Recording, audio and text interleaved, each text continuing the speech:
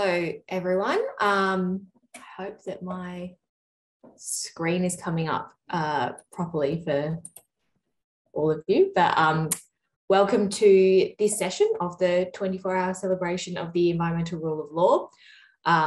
It's a great initiative with so many incredible contributors and fantastic way to celebrate the anniversary of some momentous occasions in environmental law. My name is Ruby Hamilton, and I am today on Whadjuk Noongar Whadjuk, the land of the Whadjuk people of the Noongar Nation in Walyallup or Fremantle in Western Australia. So I take this opportunity to recognise the people on whose land I am, to pay respect to their elders past, present and emerging, and to acknowledge that their sovereignty as first people of this country was never ceded. I'm a solicitor at the Environmental Defenders Office, which is a non-profit public interest environmental legal centre, the largest in the Australia Pacific. I also sit on the board of the National Environmental Law Association, a peak body for advancing Australian environmental law. So this session today will cover some emerging areas of environmental law to address biodiversity loss.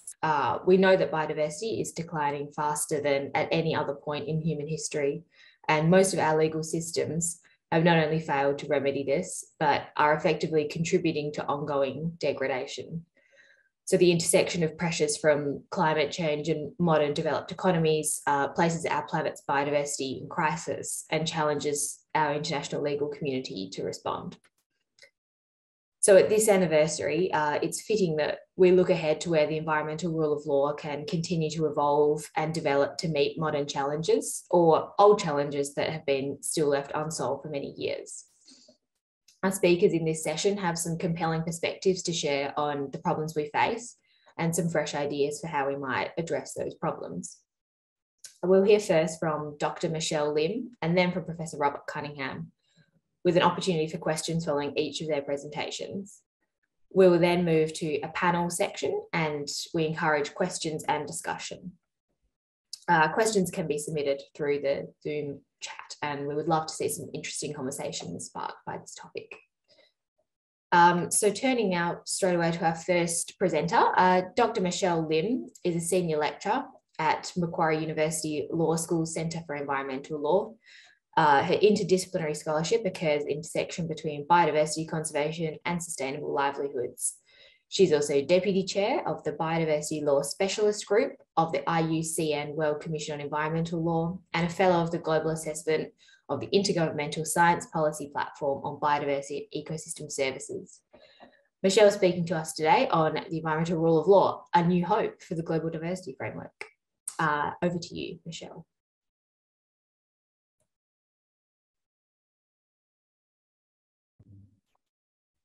Thanks so much, Ruby, and thanks to ARIEL and UNEP for this wonderful event. And I too would like to acknowledge that I'm speaking to you today from unceded Wadamadugal land on Wallamada, the unceded Wadamadugal land of the Darug Nation. And thank you, Ruby, for also acknowledging country. I also acknowledge that Indigenous people have managed land, waters, country through law since the beginning of time. And today I want to bring together two different areas, and I'm grateful to Ruby, the two Matts, Matthew Baird, Matthew Floro, for encouraging me to think about the Convention on Biological Diversity, and in particular the Global Biodiversity Framework, through this lens of environmental rule of law. And I'll be drawing on the Iucn, the 2016 Iucn Declaration on the environmental rule of law. Then, having had a look at the 3 decades of the Convention on Biological Diversity, ask the question of how environmental rule of law can help. But importantly, and to the point that Ruby alluded to as well, what are the fundamental and urgent changes required to address the urgent challenges of our time when dealing with issues of global biodiversity loss? So I'll be drawing in many ways from this recent paper on the Convention on Biological Diversity and the issues with the Global Biodiversity Framework, and drawing through applying to some of the discussion in that paper how environmental rule of law, and in particular the Iucn Declaration on Environmental Rule of Law, can contribute to that. So tracking back to when the Iucn World Declaration on Environmental Rule of Law came into being. So once upon a time in Rio de Janeiro, Professor Ben Boer, who was then the deputy chair of the World Commission on Environmental Law, led discussion and ultimately the bringing together of the Iucn Declaration, World Declaration on Environmental Rule of Law, recognizing that a lot of work has been done many years prior. This was an opportunity to bring the world legal community together to go, well, what does environmental rule of law mean? And I had the opportunity at that time to work with Ben in bringing together various comments on what ultimately became the 2016 declaration. And there are a few things in the declaration that I'd like to highlight here at the start. Importantly, and you'll see us here, most of us were then part of the early career group of the World Commission on Environmental Law, and participating in the process of formulating the Declaration on Environmental Rule of Law was important context. And that is the intergenerational context of how we consider what procedural and substantive rights and obligations look like in developing principles of ecological sustainable development in the rule of law, but importantly in an intergenerational context. So some of the contributions from the early career group, but also from Professor Brendan Mackey, was to place the declaration in the context of the issues that Ruby alluded to as well, unprecedented global environmental change and the importance of sustaining ecological integrity on which everything else on this planet depends.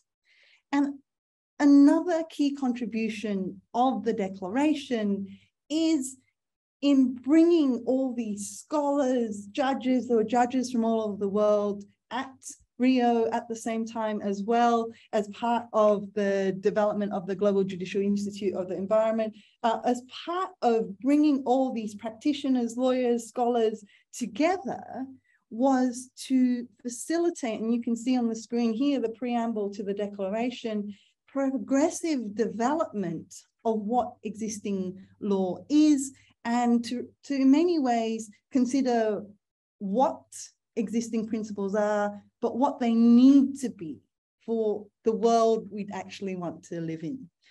So part of this presentation today, I think, is twofold. On the one hand, how can environmental rule of law assist in dealing with some of the key shortcomings of the global biodiversity framework?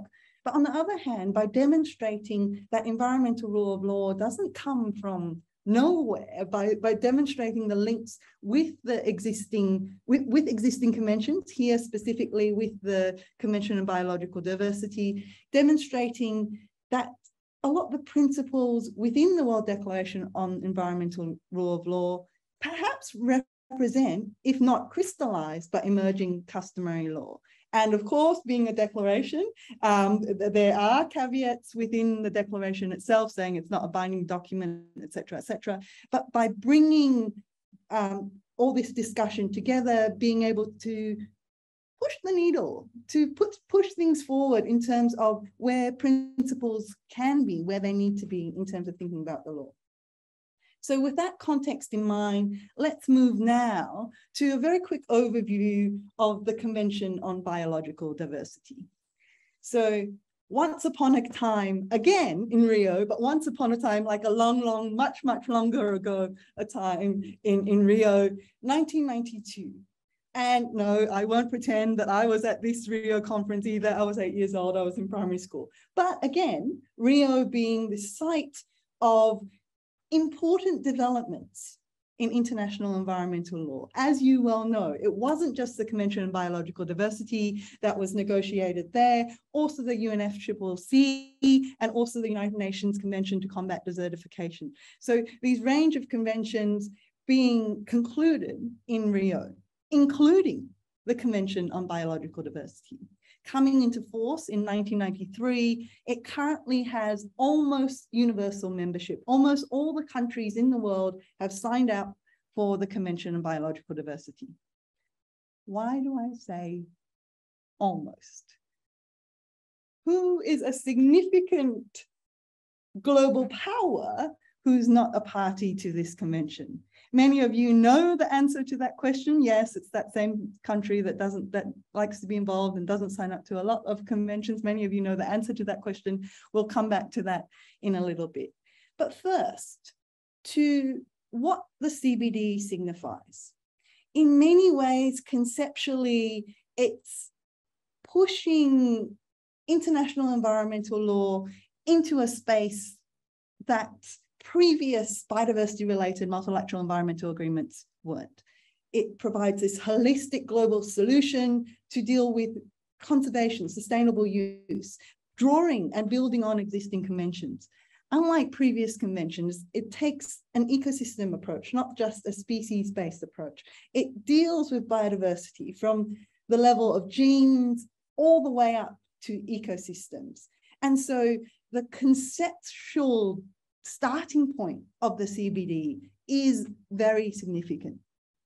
And then if you look at the objects of the convention itself, conservation, sustainable use, and equitable sharing of benefits, you're seeing this compromise between positions of developed and developing countries. And now moving back to the Iucn Declaration on Environmental Rule of Law, back to some of the points we started talking about earlier.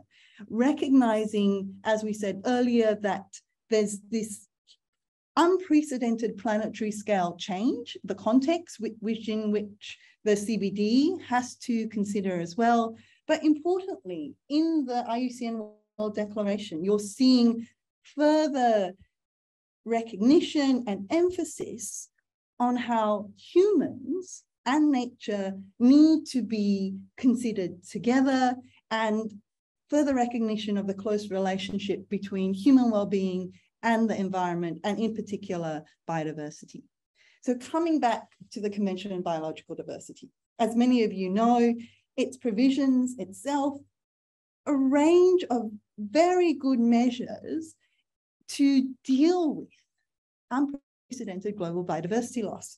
Articles 8 and 9, in situ and ex situ conservation. That is conservation outside where the species exists. So, and in situ being things such as protected areas. So rehabilitation, restoration, recovery, protected areas, but also the conservation of genes, and also recognizing that biodiversity doesn't just exist in national parks. It's all around us. It's important to the fresh water we drink, the air we breathe, the variety of food and food security that we have. So recognizing that biodiversity needs protection, yes, definitely within protected areas, but beyond as well. And within the convention itself, Article 6, Article 8K, Article 10, this range of mainstreaming across a range of national plans, legal frameworks, and recognizing the importance of conservation and sustainable use within national level policy and legal frameworks. And the importance, again, Article 6B and Article 10A, the importance of an integrated approach for biodiversity being this really key characteristic of what makes this convention groundbreaking on the one hand and important on the other.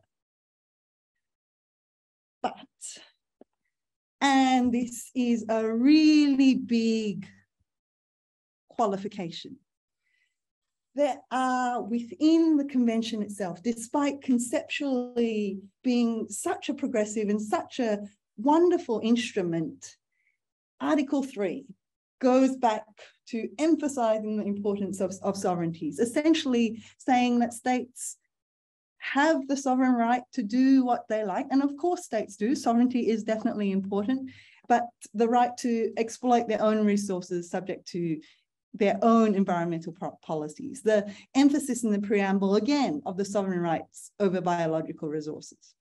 And then across each of the articles of the Convention on Biological Diversity, this get out of jail clauses in almost every article of the convention. Otherwise, excellent articles which we've just been talking about. That is, yes, protected areas, but as far as possible or as appropriate, or other issues which the convention has done really well. Yes, but in accordance with its particular capabilities, subject to national legislation.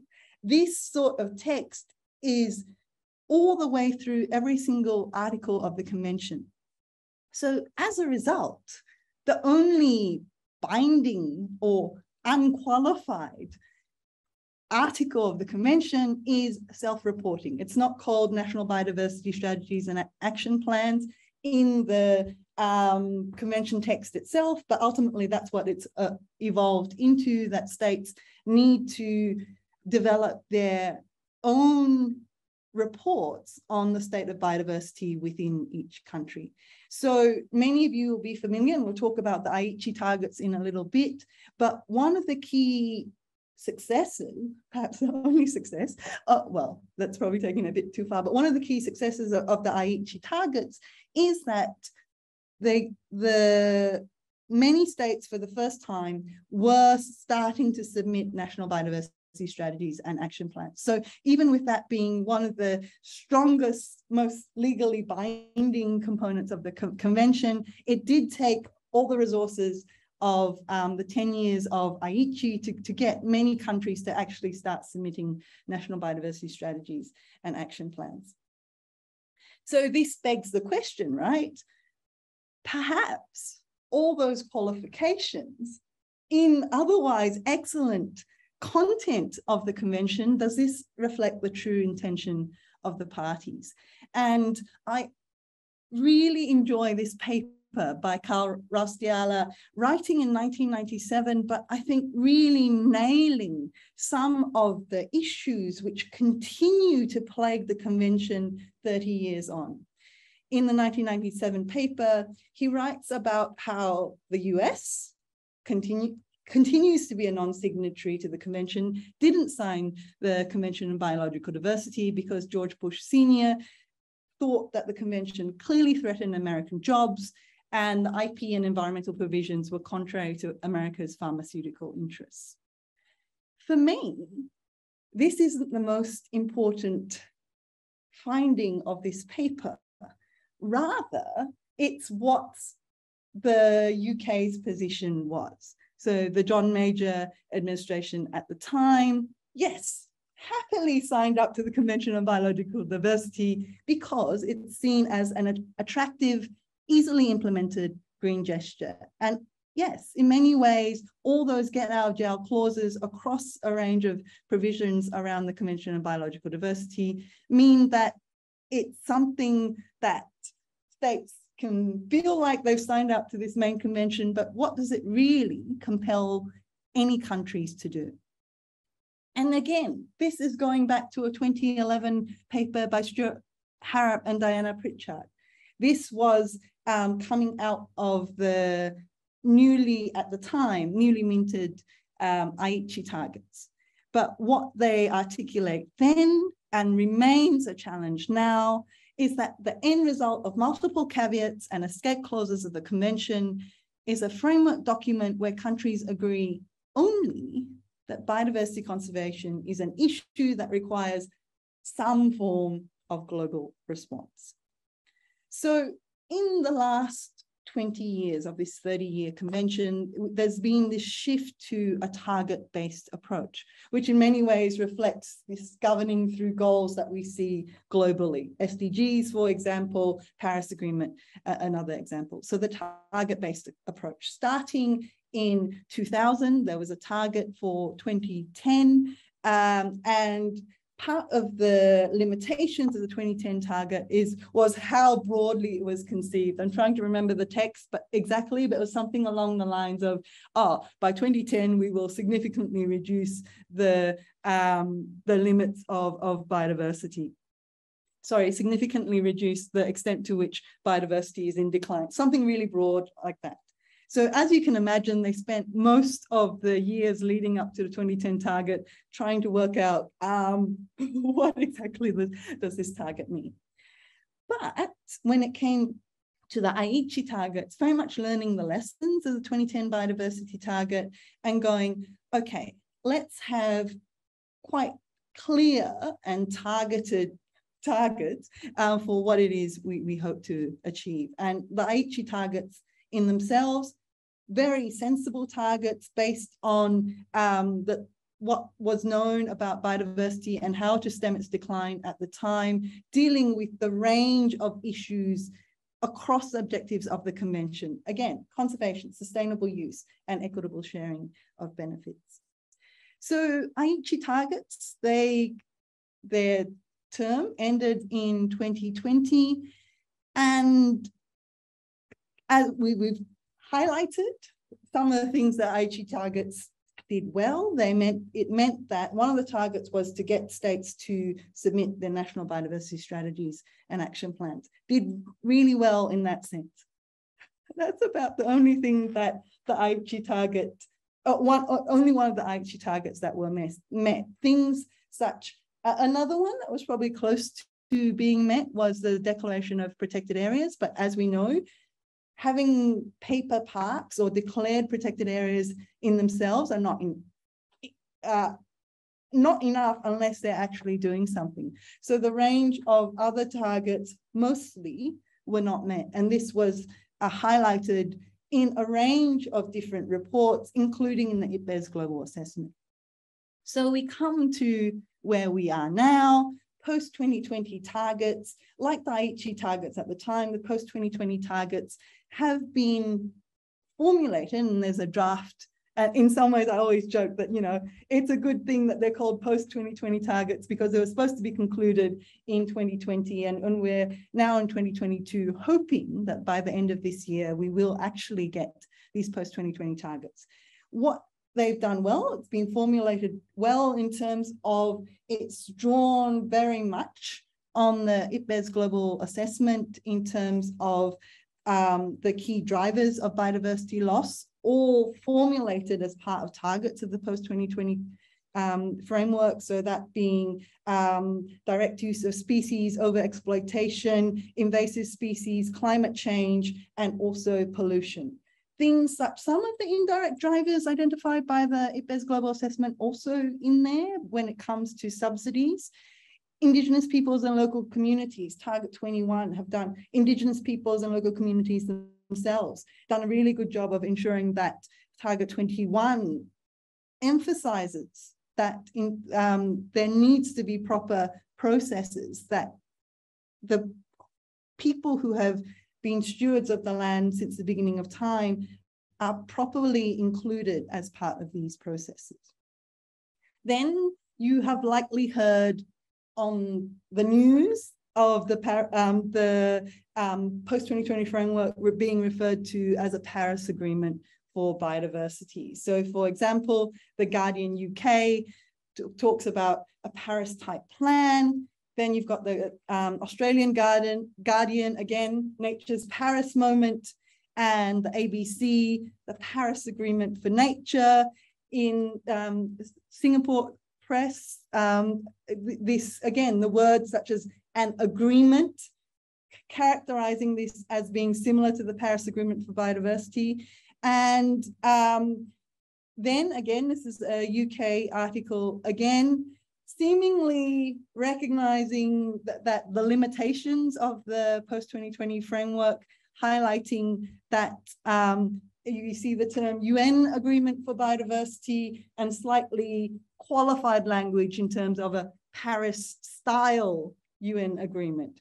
So, you're sort of going, oh, do they think that it sounds fancy to have a Paris-style agreement if you want something fancy, why not a Gangnam style UN agreement? But ultimately, what you've got is really an Aichi style, not even an agreement in terms of global plans for biodiversity. So is this a Paris Agreement for biodiversity?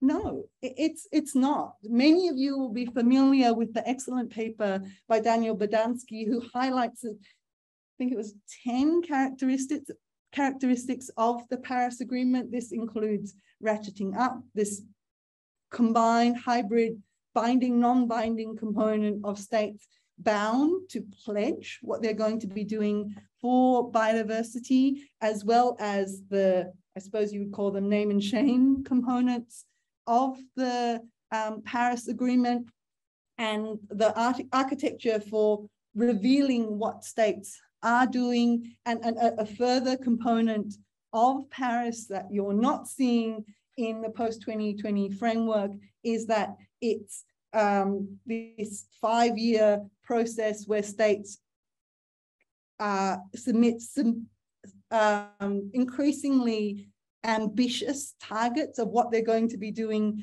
for climate under the Paris Agreement. None of this is part of the Global Biodiversity Agreement.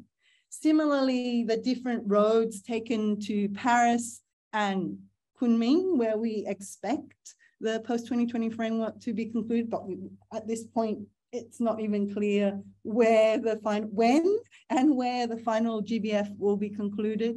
So different timeframes leading up to the GBF, different enforcement mechanisms, and the binding commitment being an ultimate goal of Paris, and this limited discussion as to the legal nature of the outcomes of Kunming, possibly legally the most.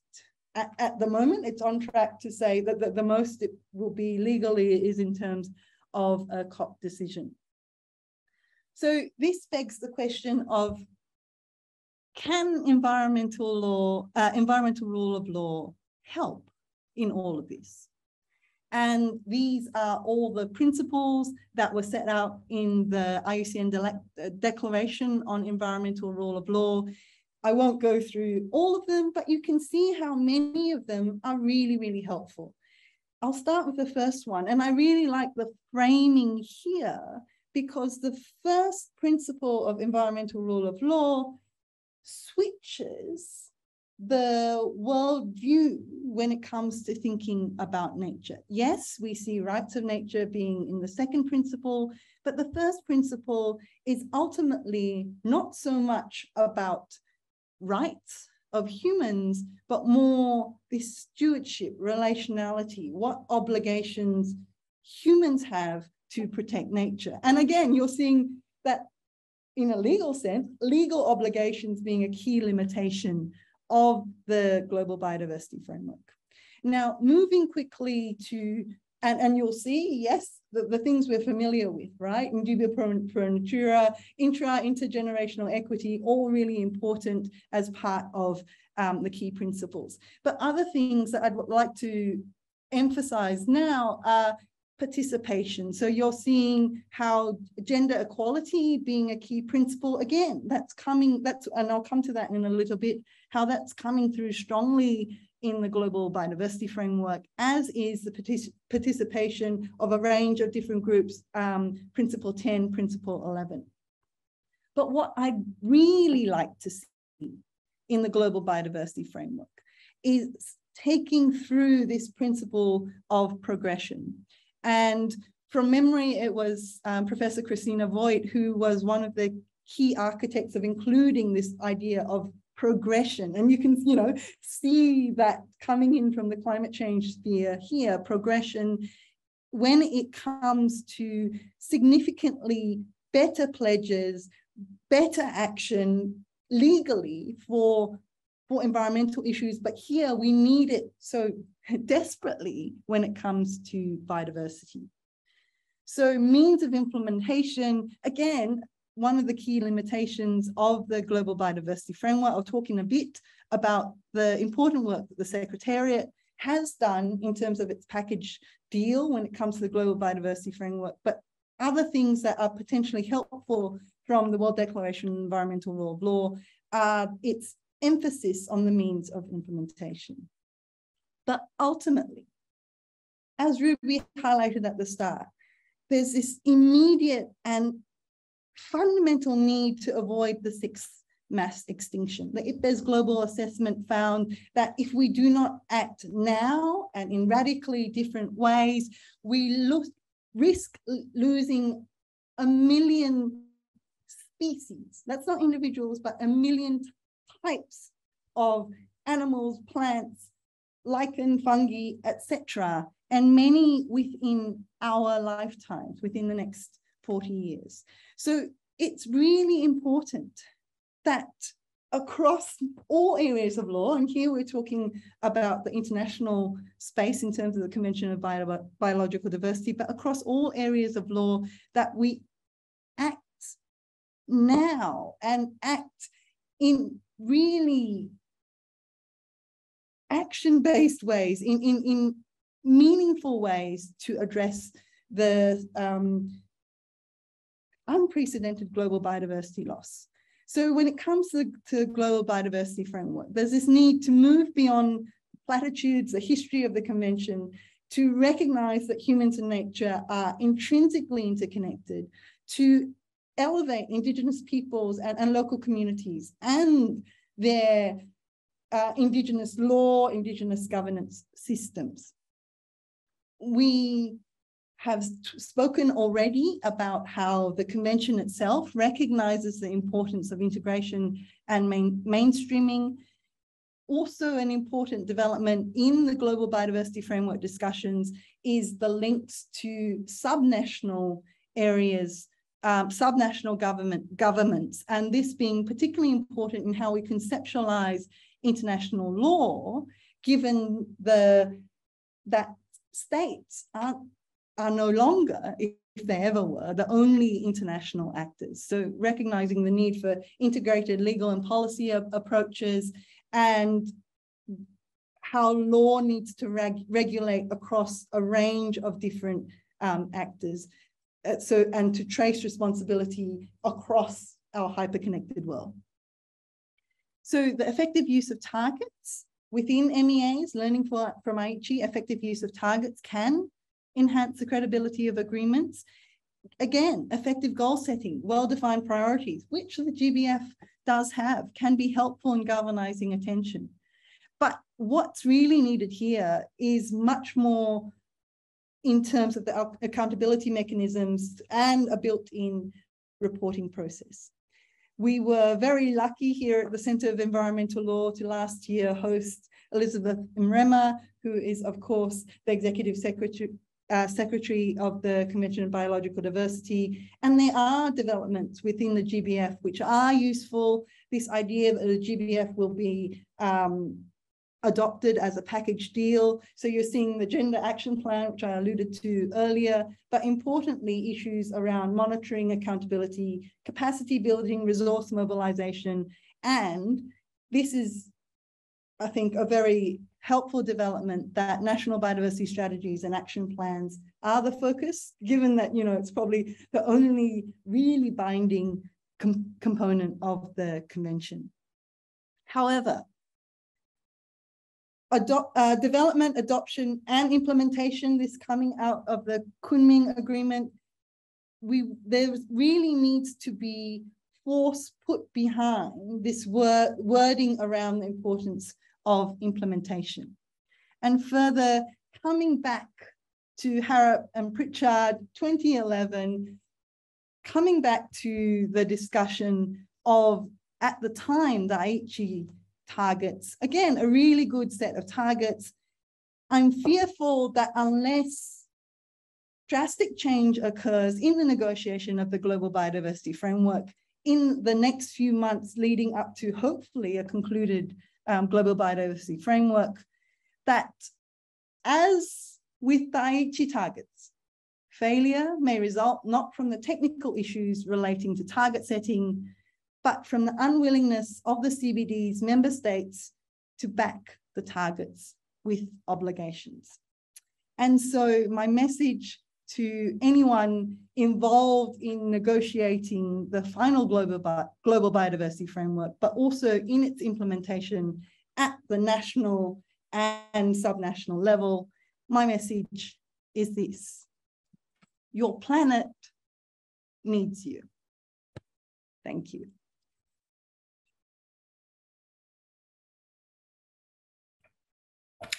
Thanks so much for that, Michelle. It's a great presentation, great photo to end on. And also, as a West Australian, I do love the little numbat as well. So yeah, some great insights, and yeah, even some hope about the potential of the convention. But yeah, it'll be so interesting to see how those targets come together, and to have that sort of reminder of the real threat of mass extinction, that, you know, it's pretty high stakes. So we have a few minutes for questions from the chat. I can see there's some sort of observations in there. One about sort of invasive species being more a problem of sort of management. Now, if there's no questions from the chat, I mean, I think that one of the questions that I was thinking of was sort of lessons from our experience with previous international legal mechanisms to address biodiversity loss. But I think that was a really big part of the presentation, because yeah, there are obviously so many lessons to be learned, and sort of, you were mentioning there sort of the trade-offs between like enforcement, or like, you know, more consensus and more parties on board. But maybe what enforcement would you like to see? Is there like an example of sort of a really good enforcement mechanism in another convention or something like that you could see being really useful for this? Thanks, Ruby. Yeah, and you know, the one that comes to mind first of all is, of course, CITES. The limitations of CITES being very species-based, then only you know, as the name suggests, Convention on International Trade and Endangered species-based, then only endangered species, then only trade. But having those trade mechanisms there, allowing states to confiscate and return to other countries, being very important teeth, I suppose, probably the sharpest teeth you'd find in any biodiversity-related multilateral agreement, due to the trade-related enforcement mechanisms under CITES. And I think the CITES Secretariat has also done a very good job of linking the narrative of how regulating the trade in endangered species facilitates countries being able to regulate trade in humans, like human trafficking, in ammunition, in guns. So linking those things, even though it's not within the convention itself, but beyond the convention, linking trade mechanisms, linking how using the enforcement mechanisms of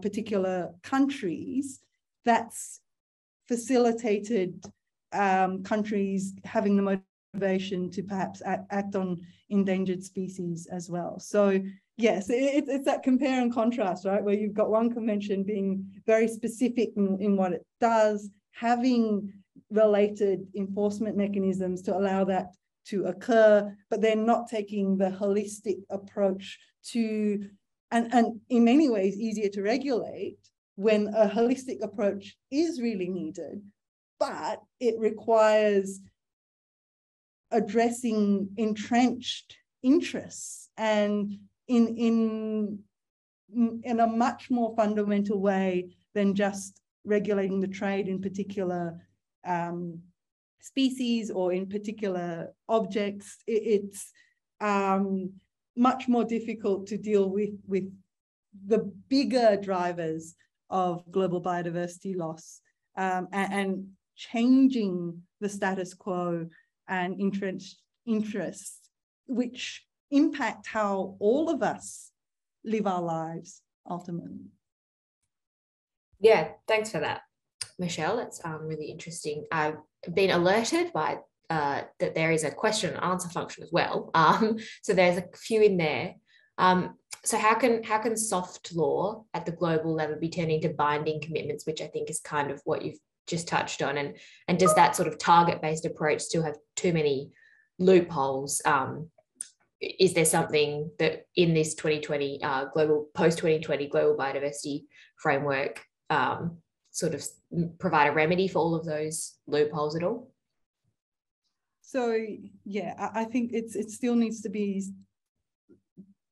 there's committing to legally binding action is, on the one hand, yes, legally significant and important, but also normatively as well, and how it changes human behavior, how it reflects the extent to which states are committed to doing something within their national territory, within their sovereign territory, about collectively addressing biodiversity. I think that in itself is just as, of course, reinforcing, but just as important and as powerful. And in response to the question, yeah, no, I mean, there's a lot of things that probably wouldn't be in there if there wasn't the extended time to negotiate the global biodiversity framework. So this package deal approach, yes, much better than not having it at all. But we've got the lessons of Aichi, good targets,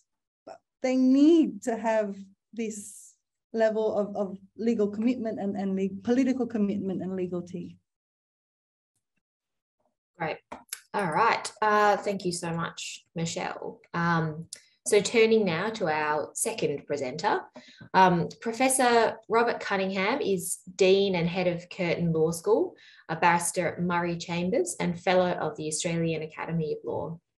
His academic work focuses on the manner in which law interfaces with international trade, ecological sustainability, corporate governance, and information governance.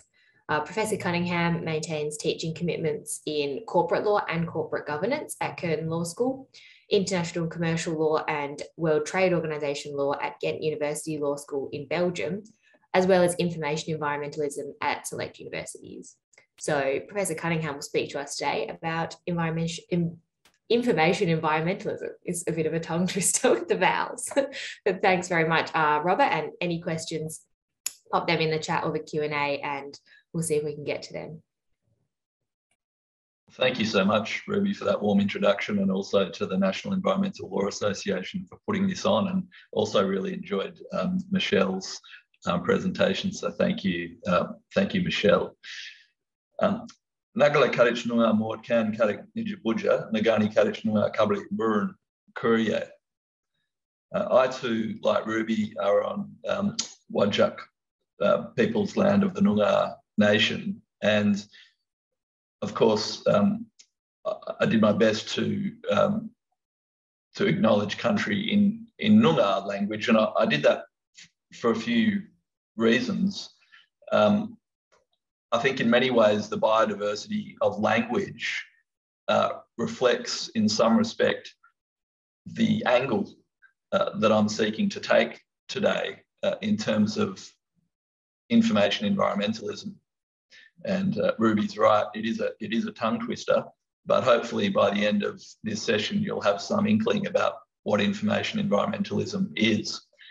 But if we take language as an example, what we learn from language, as we do with many other developments in human endeavour, whether that be music or science or whatever else, is that people haven't got out of bed in the mornings throughout history because of a strong intellectual property system.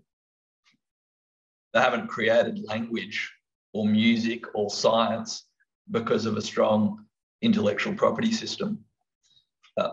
People create things because we're social, and there's a whole host of reasons other than the intellectual property system as to why it is that we come together socially and indeed individually to create information goods, if I can put it that way. So what I'm going to do is give you a sketch of what information environmentalism is and how I think it might contribute to the biodiversity question, which I've always thought of as being, one of the most important environmental issues because, I mean, obviously climate change has got a lot of airplay for obvious reasons, and I don't downplay the importance of climate change in any way. But one of the things I noticed well over a decade, probably 2 decades ago, was the way in which climate change as a narrative began to trump other environmental concerns, of which biodiversity is one. Now, of course, all of us know that these things are interrelated and you can't separate them. But in short, I don't think biodiversity has received the attention that it deserves. Before I actually talk about information environmentalism, I want to just give a little bit of personal history, not from an egoist point of view, but because I think it's instructive in terms of how I came at this topic. I became very interested in international trade law through my concerns about the environment. So it was pretty obvious to me several decades ago that many environmental issues were flowing from an international trade regime that ultimately ignored environmental costs in the way it did business in a literal sense. And by virtue of being interested in the environment and interested subsequently in international trade law, I started to see a nexus between the issues that were arising with respect to the physical environment and issues related to intellectual property. And interestingly, Michelle very briefly touched upon that nexus in her presentation when she was talking about the US position in relation to the biodiversity conventions and the history and so forth. And biodiversity, it was the pharmaceutical interests that sort of led the response in that respect. And what I began to notice is many of the issues that were emerging with respect to the environment were also apparent in that intellectual property domain. And so I started to then think about this idea of information environmentalism. And I guess my central thesis is this: the health of the information environment will have an impact upon the health of the physical environment. The health of the information environment will have an impact upon the health of the physical environment. So if you accept that premise, we then need to work out how do we actually protect and maintain the information environment, because the information environment speaks to a whole range of things that feed into environmental outcomes. So that's everything from democracy to the way in which science functions and operates, to the way in which we discourse with one another, and even to some extent our civil and political rights. So intellectual property has always been a very interesting domain to flesh out the tension between private and public interests. And the exact same thing can be said about the environment. It is a site of struggle in many ways, where we are looking to balance out private interests and public interests. So if we go back to the 1950s, it's hard to conceptualize at this juncture, but a point that James Boyle makes from Duke University is that in the 1950s, there wasn't really anything that we conceptualized called the environment.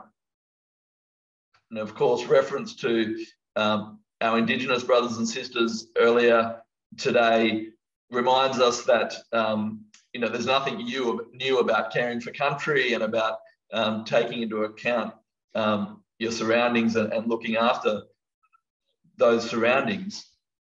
But conceptually, the first step of the contemporary environmental movement was to invent this thing called the environment. And the central issue there is you cannot protect something unless it exists. And so you have to not just accept on face value that just because something is in front of your eyes it exists, but you actually have to build things conceptually. And that is one of the core premises of information environmentalism, is that we cannot protect the information environment if this concept of the information environment has not yet been established. What we find is, just as in the 1950s, how duck hunters and bird watchers and others might have found commonality of interest, so too in the information environment, we could talk about librarians, we could talk about biotechnologists, we could talk about ecologists, we could talk about scholars, we could talk about citizens generally. We all have a vested interest in ensuring that the information environment is protected and maintained. And if we extend the metaphor one step further, we can also talk about things like information pollution. So just as our rivers are polluted, so too our information environment can be polluted. And we don't need to go too far back in history to dwell upon the way in which Trump, for instance, had an impact upon the information environment through disinformation.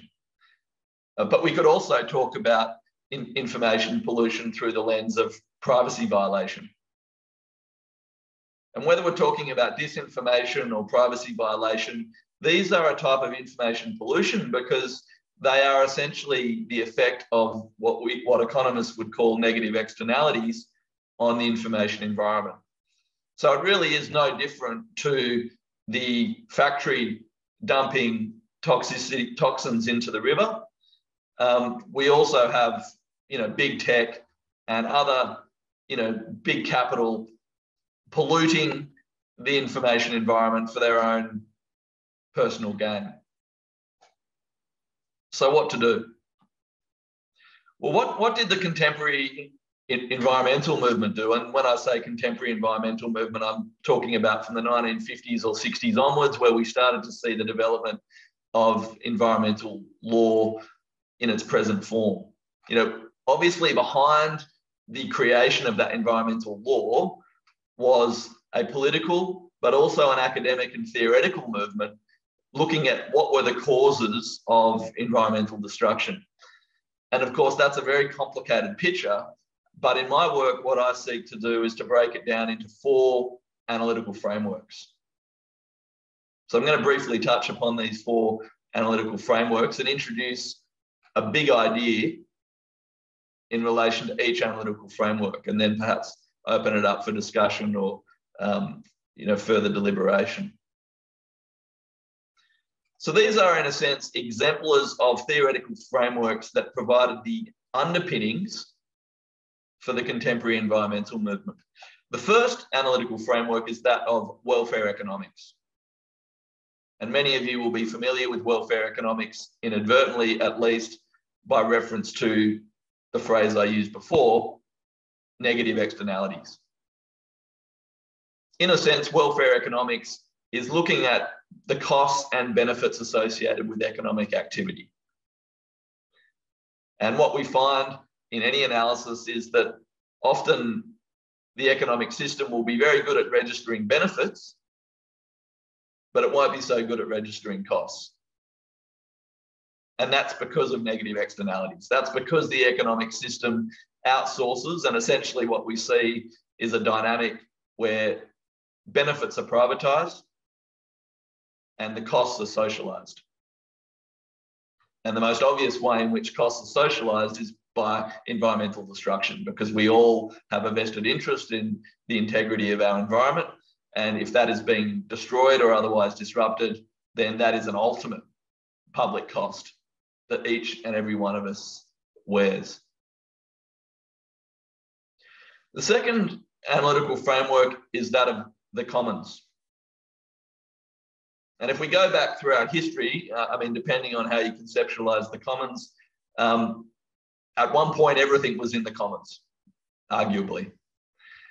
And then over time, that commons became propertized. And there's obviously a very strong nexus between the Industrial Revolution and other political and economic and historical developments that have led to continual propertization throughout modern history. But one of the things that neoconservative politics or economics has ignored is that private and public is usually not an on-off switch. It's usually hybridized. So, if you think about the emphasis over the last 3 decades or so on privatization, what has happened there is really a demeaning of the commons. And all of us rely upon the commons every day. Most of us will use footpaths. Of course, some roads these days are tollways, but if you imagine being on a road that is not a tollway, that is, of course, a commons. If you're walking your dog in the park, more often than not, that will be a commons. It's the commons that actually leads to the value of private property. Because without the commons, private property becomes basically locked. And so, what we see in society is really an intersection or interaction between private and public, and the commons in many ways represents the public. And so there's always this lingering question of what do we propertize? And I'll come back to that in a minute. The third analytical framework is that of ecology. Now, we have to be careful with ecology because everyone has used ecology, from Adolf Hitler to Kropotkin to Charles Darwin, for political and other reasons. So, what does ecology actually mean? But I think at its heart, it's very much connected with our discussion today of biodiversity, because at its heart, ecology is about diversity and resilience. We know, and of course, Rachel Carson made this very clear in Silent Spring, that the more homogeneous an environment, the less resilient it will be. That's a pretty simple ecological principle. So how might we apply that diversity and resilience concept to our social structures and our political structures? And the fourth analytical framework is that of public choice theory. Public choice theory, at its essence, is essentially saying that concentrated interests will end up shaping regulatory frameworks. Very simple proposition, but we only need to think about the oil companies or big tobacco or big tech and the way in which that big capital ends up shaping the regulatory environment that it works within. But there's a flip side to public choice theory, because public choice theory also speaks about collective action problems. And one of the insights that public choice theory provides is that civil society can come together and overcome collective action problems. So, of course, whether it's Greenpeace or any other number of civil society organisations focused on the environment, Friends of the Earth, the list goes on, all of these organisations are essentially geared towards overcoming collective action problems. That is, the fact that it is expensive by way of time and energy to come together to work on things that will benefit us all. Big capital is usually very good at looking after its own interests. Society, without strong civil society organisations, is generally not very good at looking after its own interests. And that is why civil society is so important. So now that I've outlined those four analytical frameworks of welfare economics, the commons, ecology, and public choice theory, and what I do in my work is to essentially take those theories and then apply those theories to the information environment. And I say to myself, well, what regulatory lessons might we learn from environmental law, say, if we were interested in establishing an information environmental law framework in the year 2025? What would that look like? How would we draw upon those four analytical frameworks that I've just outlined to build a comprehensive and holistic information environmental governance framework that had one central aim at its heart, which would be to protect the information environment. Why do we want to protect the information environment? Well, for the purposes of today, my hypothesis would be that if we protect the information environment, we're much more likely to protect the physical environment. And the rationale for that position is because of the effect that the information environment has on key things like democracy, the development of science, the way in which we communicate with one another, the way in which we organise between ourselves, the way in which we seek to overcome collective action problems.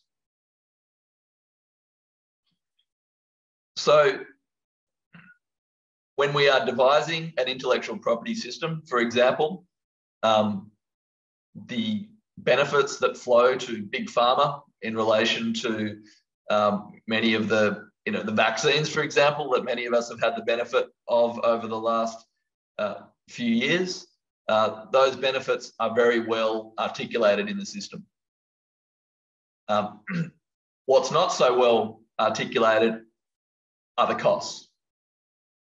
So if we're looking at vaccines, for example, the most obvious cost that we might turn our attention to is often referred to as distributive justice, which is to look at poor countries and people that are in less fortunate situations and look at vaccination rates, for example, and so ask ourselves the question: to what extent are those vaccines going to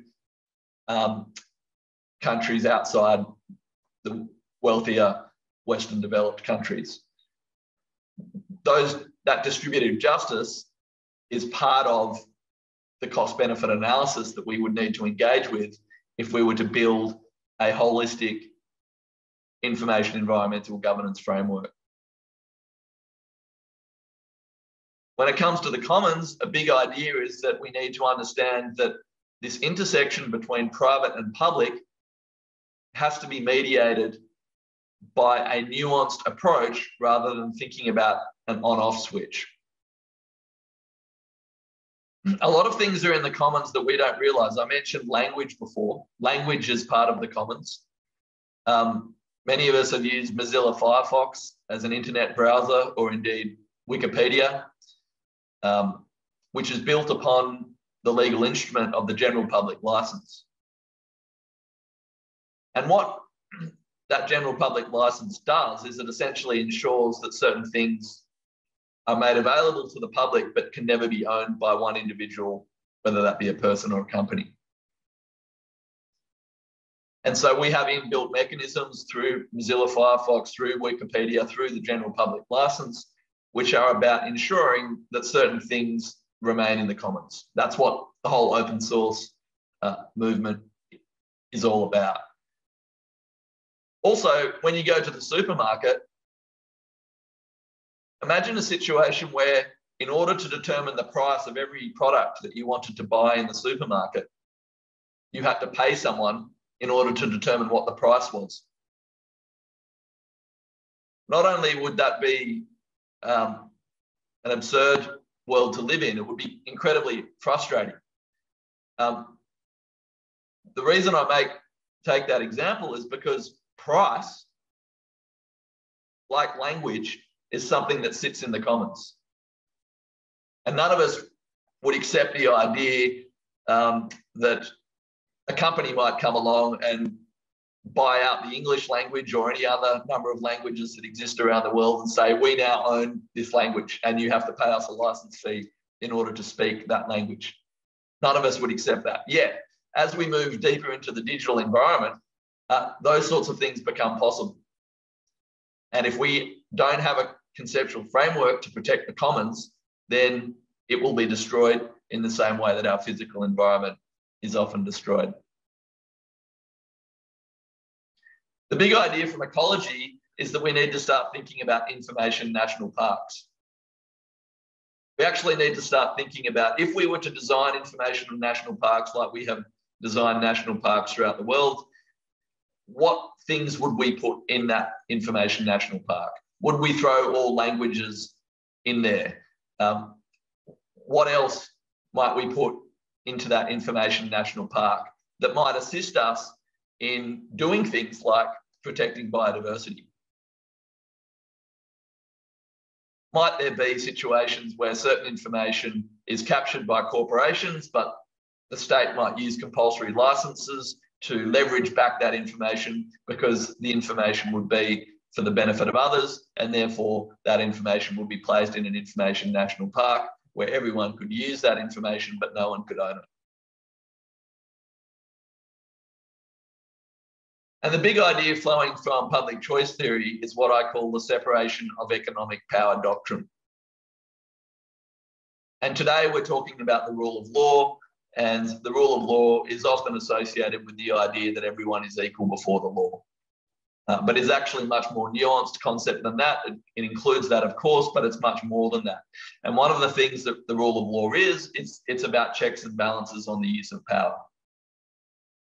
And if we go back to Montesquieu and the spirit of laws, of which many Western liberal democracies are built upon, Montesquieu, based on the principle that absolute power corrupts absolutely, set about building a doctrine of the separation of power doctrine, which we now many Western liberal democracies use to separate legislative, executive, and judicial power. Of course, he was put in prison for his troubles, as often happens with these sort of folk, but his idea was pretty key and has not aged. I mean, still very useful in the year 2022. The issue is, though, that many of our constitutions that have separated power in the way in which I described are ultimately about separating political power. But what we've seen over the last 100 years is the continual development of corporate power, to the extent that many corporations now are much larger than countries, economically speaking. And so we need to be concerned not just with separating political power, we also need to be concerned about separating economic power. And that is a fundamental rule of law principle. And we need to start thinking about the separation of economic power through a constitutional lens. So when we're thinking about intellectual property, when we're thinking about competition law, we should be thinking about all of these things through the lens of constitutionalism. Because ultimately, power doesn't really care whether it's political or economic. Power is power, and it will have an impact. And the more centralised that power is, the more it is likely to have an impact, negative impact, upon the world that we live in.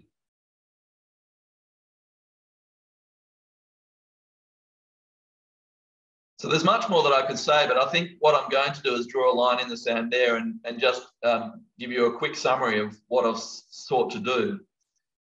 I've sought to make the claim that the health of the physical environment is intricately connected to the health of the information environment. This is a recursive situation where both where the health of the information environment will actually affect the health of the physical environment because of the reasons in which I described. Democracy, the way in which we engage in discourse, and the list goes on. Environmental law essentially grew out of a political movement that either consciously or unconsciously was based on several analytical frameworks. I don't seek to provide a comprehensive overview of those analytical frameworks, but I've chosen 4, and I think those 4 are representative and symbolic and important in providing the theoretical framework for the contemporary environmental movement. It's my view that we need to continue to use these analytical frameworks, both in addressing physical environmental issues and information environmental issues. And it's also my view that you can extract a big idea or more from each of the analytical frameworks. And I've tried to give you a flavour of those things. The last point I'll make is that I think that legal science fiction is really important. And one of the things that I sought to do in my recent work is to write a High Court judgment based in the year 2035, based on information environmental issues that had emerged. And I think that type of imagination is going to be really important for us in thinking through and reconceptualising the sorts of issues that we are all going to be confronted with over the next decade or two, and perhaps will help us think outside the square about how we might address those issues today. But what I found in trying to create a future legal judgment is that in line with Winston Churchill's notion, the further you look into the past, the further you can see into the future. And so, many problems that we confront are really old problems in new bottles, if I can put it that way. So thanks very much for listening, and I can see there's perhaps questions emerging in chat boxes and elsewhere, but happy to field questions or to provide further explanation. Thanks so much, Ruby, and Michelle too.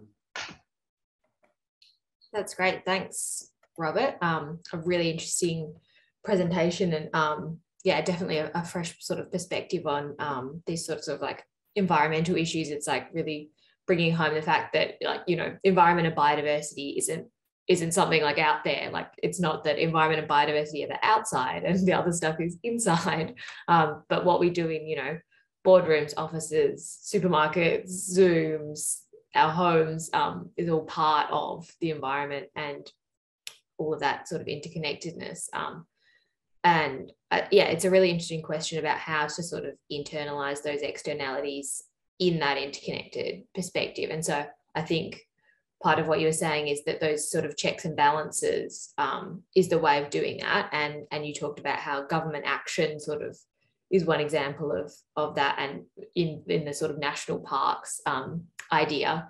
But I suppose when you're talking about corporate action as well, and actually the source of those actions that would internalize those externalities is sort of a democratic demand for the commons, and that might be, seen if you wanted to look at it in information or in biodiversity, if you're going to put those labels on it. But that sort of democratic source of the commons, I think, is a really powerful lens. So there have been a few questions, like you said, in the chat, and we've got sort of almost 25 minutes for discussion. So we can go through those. One of our questions coming through in the chat is from Judith Preston, and thanks, Judith. She asks, how will international legal frameworks protect the information environment any better than the physical and cultural environment? So the example that Michelle has been talking about in terms of our lessons from the Convention on Biological Diversity, or the World Heritage Convention. So whether you, maybe Robert, have any ideas about, lessons, I suppose, to be learned, and whether you're optimistic about the potential for that sort of protection for information environment. Yeah, thanks, Ruby, and thanks, Judith, for the question. In the 2035 judgment that I wrote, part of that was to make things up, of course, which is the whole point of legal science fiction. And part of that enterprise was to make up an international convention on the information environment. And it goes back to the point I made earlier, which is that you need to invent something prior to protecting it. And I think the heavy lifting that international law frameworks might be able to do in this domain is to actually think about the information environment in a holistic way, hopefully along the lines in which I've described. And then underneath that framework, there's obviously a whole bunch of work that needs to occur, very similar to the physical environment, where you create international conventions, and then, obviously domestic countries need to do some heavy lifting to implement those conventions, and civil society organisations and universities through research centres and others begin to, in a sense, fill in the gaps and do the necessary work on the ground. But my view is that unless we have that international perspective, that holistic international perspective, then all of the various issues that we confront, even as scholars, paying ridiculous amounts of money for scholarship that we create, to to big pharma issues, to certain critical information about the environment being behind a paywall and us not being able to access it. There's 1,000 examples, all that have the effect of fragmenting our interests. But at the heart, there's some commonality of interest. That commonality needs to be drawn out, articulated, and hopefully in the end, legislated upon in order to create the requisite frameworks. Again, it's not really that different. What I'm suggesting is not really that different to what has emerged throughout the 60s, 70s, 80s, and 90s with respect to the physical environment. I think there are a lot of good lessons to be learned. We can all begrudge the fact that, that environmental outcomes are not perfect in this day and age. But I would suggest that the institutions and the conventions and everything else that have happened over the last 50 years have helped. They haven't necessarily solved the problem, but I'd hate to imagine a world where none of that occurred. I really don't know where we would be. So I think it's good for us to recognise the wins and the good things that have happened over the last 50 years and to think about how we might build upon those wins, but transition those wins into the future. Yeah, great. Thanks for that. I think the next question that's from Judith as well maybe ties in, Michelle, sort of to what you've been talking about, Robert, and that's sort of what are those key environmental rule of law principles? So that I know that those were in your presentation, Michelle, to protect the information environment that we've been hearing about as it related to sort of biocultural assets. So I might go to Michelle first on that one if you have anything as well, Robert. Yeah, so in terms of the Iucn Declaration, I would say, things such as principle number 1 around obligations, so very much embracing Indigenous worldviews, but also, I forget my numbers now, but also I think it's number 9, which emphasizes how Indigenous and local and tribal communities need to be part of that solution, but also the range of equity related principles as well, also potentially helpful. Another point I would add, sort of building on what Robert's been saying, I think in terms what Robert's highlighted, I think is so important across all levels of law. What is needed is to challenge and change the fundamental values which much of our legal system sits on, which is the fundamentals of property law and property rights, that individualized nature of everything, so that the frameworks that Robert's introducing in terms of thinking more collectively, more holistically, and importantly in challenging economic power, identifying that as being a key area of power. I think even though that's not about how we frame instruments in themselves, but it's all that work that needs to occur beforehand so that any new instrument doesn't repeat the entrenched values of existing instruments, which is then open to being taken advantage of, I suppose, of where power is being held. And definitely in the biodiversity sense, you're seeing how corporate actors are having a key role and a key influence on national level governments, but also corporations in the way that we don't at first glance conceive of, that of a lot of conservation organizations, the sway that conservation organizations have in a lot of countries. Again, the need to look at, not necessarily bad, but not necessarily good as well. There's the influence, the power of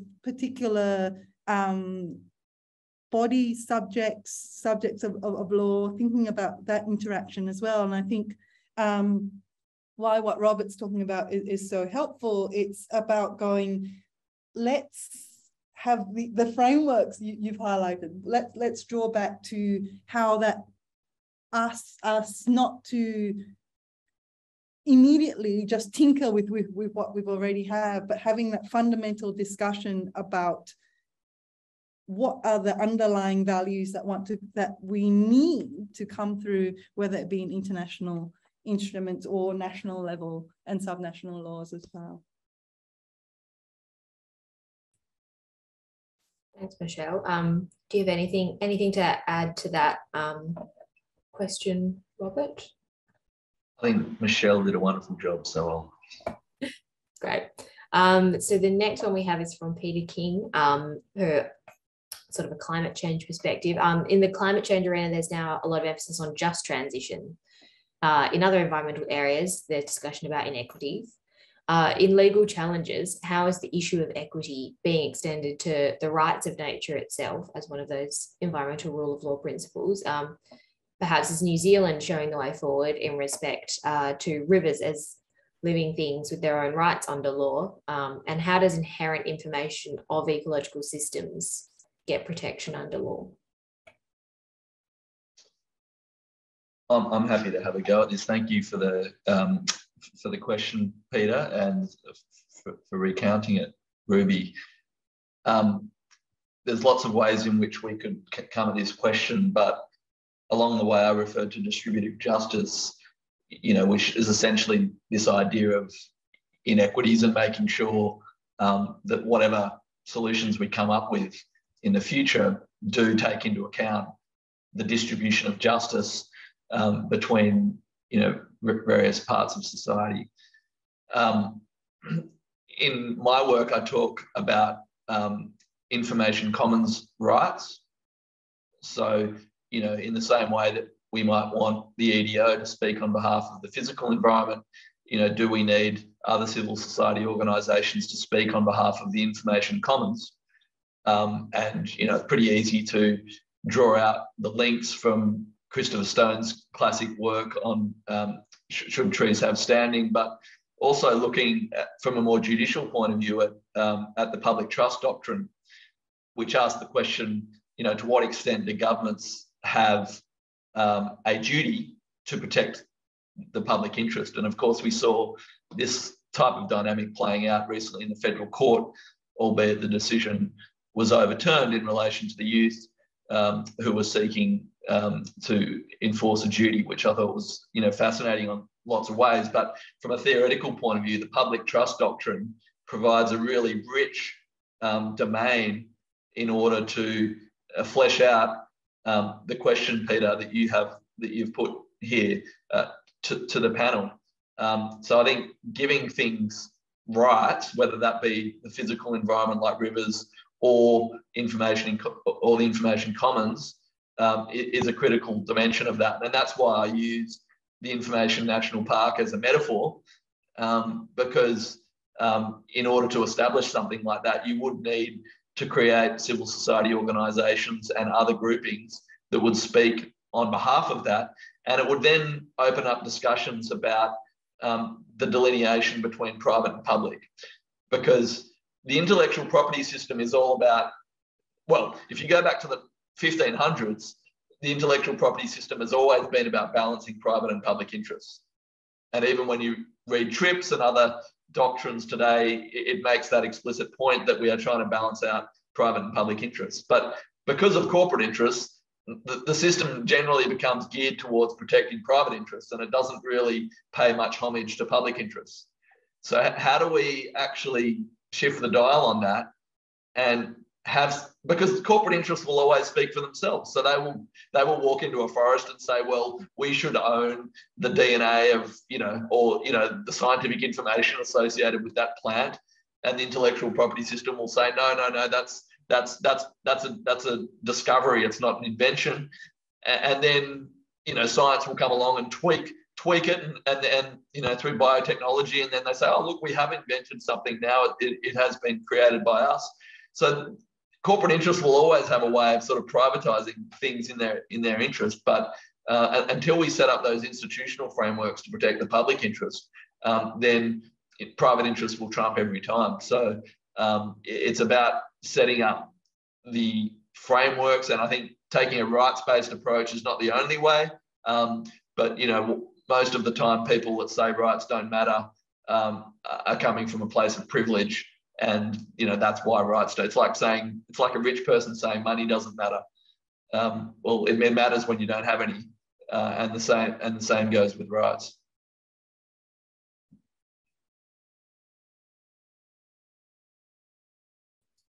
Thanks for that, Robert. I think that actually ties in with one of it's an observation in the chat from Judith Preston to say that it's confronting to think that a global commons asset like language could be privatised out of the reach of individuals and communities. So it really shows that the need for an international legal framework on the information environment is pressing. I think you've touched on that as well. It'd be interesting to see if public trust doctrine does sort of get more mainstreamed, I suppose, greater reach than it currently has.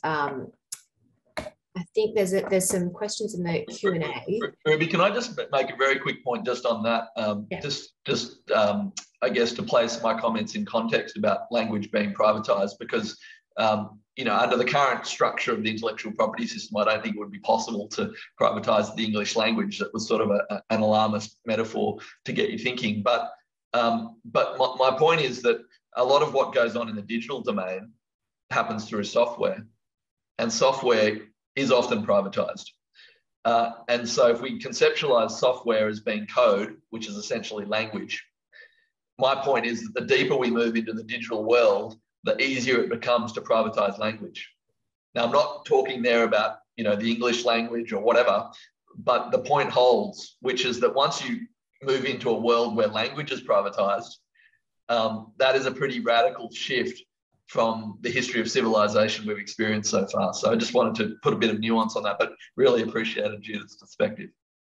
Yeah, well, I think that's exactly what we were sort of talking about in sort of the First Nations perspectives or the Indigenous thinking perspectives on things like, you know, biodiversity in the commons. And I think that to think of, obviously language could never be privatised, but at some point that the same thing would be thought of, like you can't privatise a forest or land or country, and then that ends up being the sort of the dominant shift that occurs. And so it's about thinking, really questioning those things that you probably aren't, there's no room for questioning really in the current frameworks. But yeah, great perspectives. A question from Christine van Orden in the Q&A. Is it the case that the UN Sustainable Development Goals address the first three analytical frameworks that Robert talked about, and that states really need to be working to achieve these, which I think does sort of go to your comments about these things being connected and interdependent as well. And so perhaps those sustainable development goals and those analytical frameworks that you've used, you're saying it's a two-way sort of exchange where, yeah, if you address those things, then information environmentalism, you know, you get more success there and vice versa. Is that? Yeah, I mean, it's that recursive perspective, I guess. You know, when I was initially looking at this idea of information environmentalism, it sounds strange to say, but it didn't actually strike me in the first instance that the health of the information environment would ever affect the health of the physical environment. It took me some years to actually just settle on that as a lesson, because initially I was just looking at protecting the health of the information environment for its own sake. And it wasn't until some time down the track that I realised that, especially when you think about the effect that the information environment might have on democracy, for example, or the way in which civil society organises, or the way in which science develops, it then becomes increasingly obvious that you cannot disconnect these things. And like everything else in the environment, it all is interrelated as part of an ecosystem.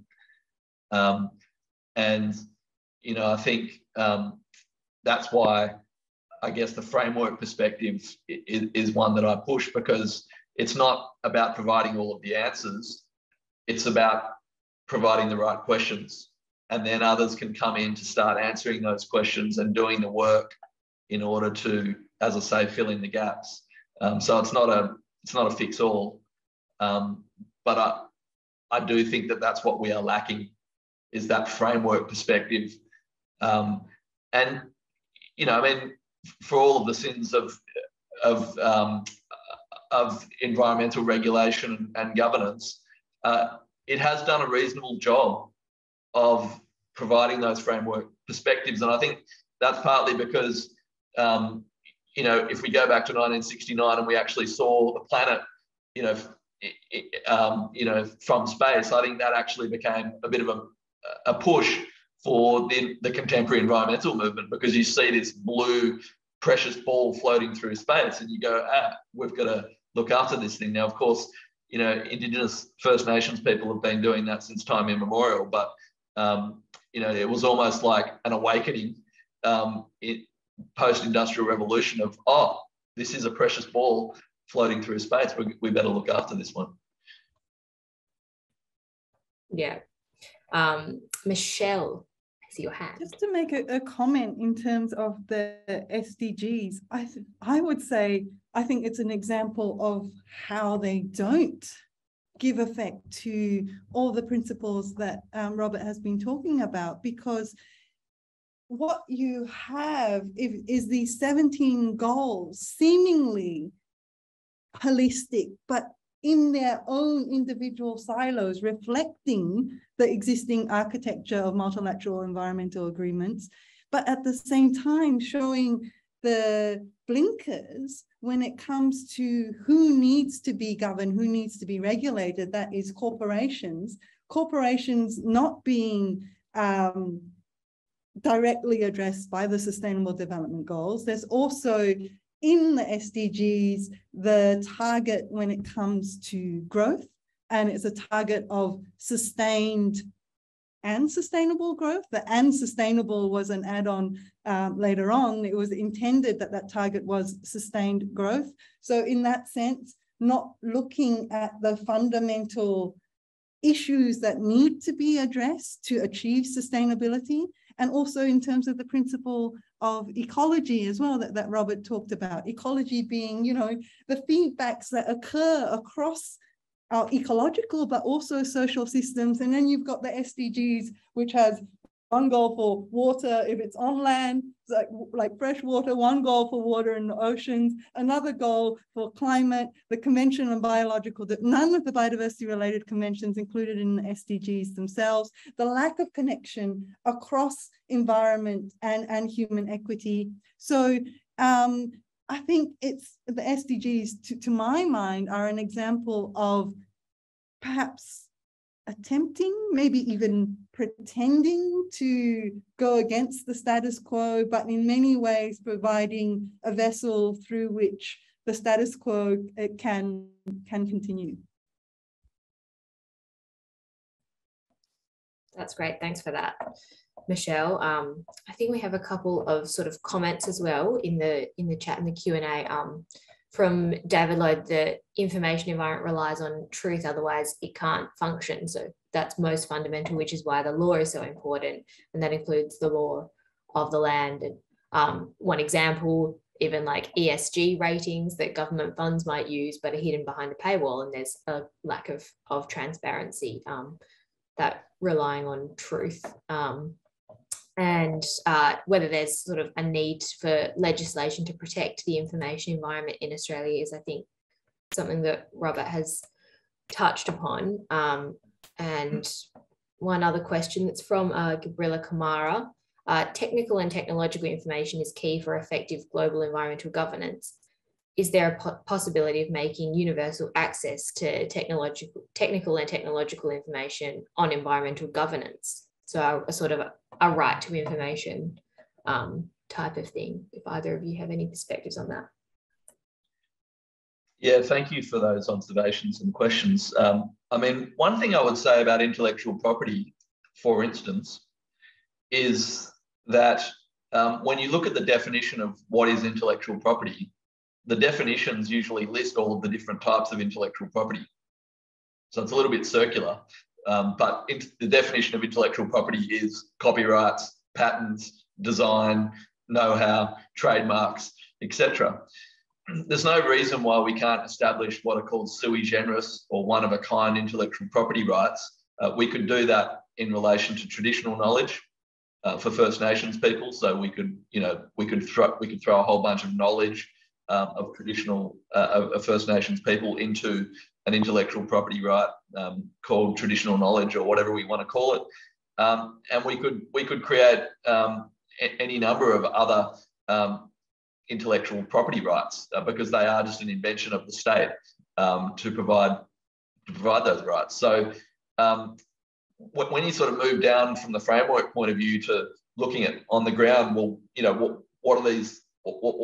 What sort of information would be made available? That's where I think the Information National Park, as a metaphor, is a useful sort of springboard, because you would say, the technical information that's being referred to there, you'd say, well, yeah, there would be certain information that we need in order to protect the public interest, whether that be the physical environment or otherwise.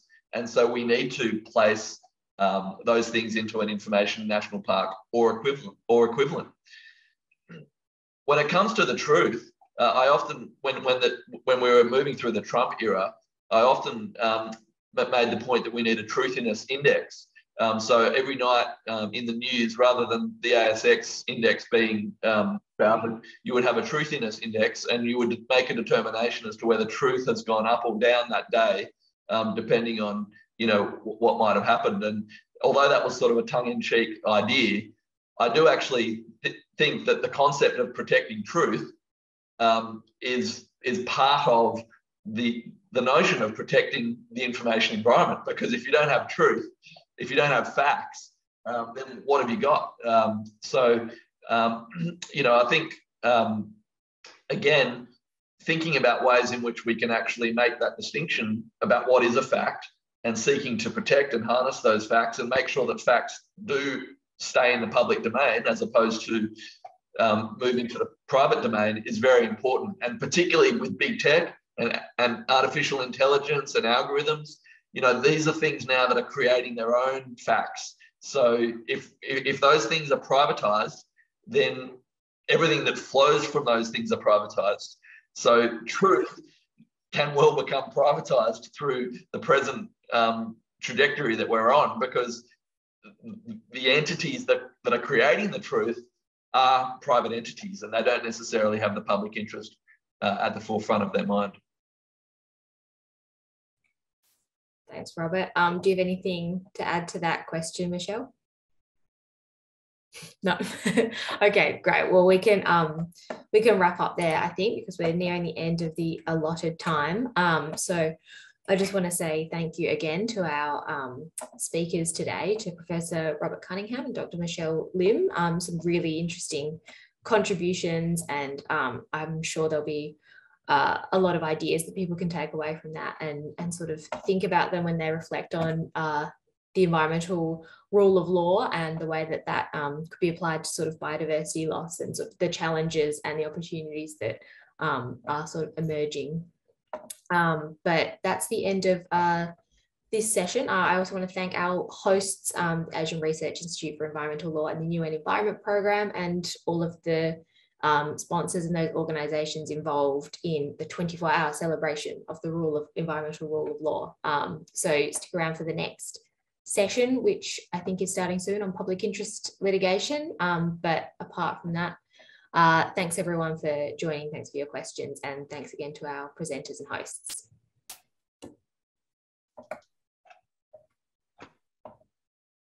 Thanks so much, Ruby. Really enjoyed it. Thank you. Michelle, I'll send you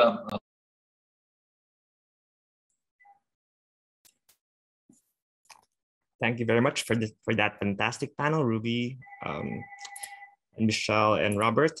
For the next session, we'll be having women in environmental advocacy, with a focus on promoting environmental rule of law in Asia. That'll be in the next hour. And for now, we'll take a short break, and I'll see you in the next session.